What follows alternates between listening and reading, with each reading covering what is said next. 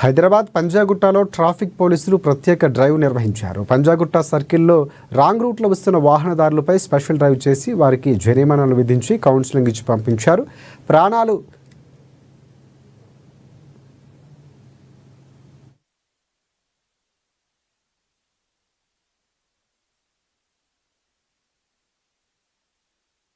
ప్రాణాలు ఎంతో విలువైనవని, ఇలా రాంగ్ రూట్లో రావటం వల్ల ప్రమాదాలు జరుగుతున్నాయన్నారు. ప్రతి ఒక్కరూ తప్పకుండా హెల్మెట్ ధరించాలని, నుండి ప్రతిరోజు ఉదయం నుండే డ్రంక్ అండ్ డ్రైవ్ ఉంటుందని తెలిపారు డీఎస్పీ వేణుగోపాల్ రెడ్డి.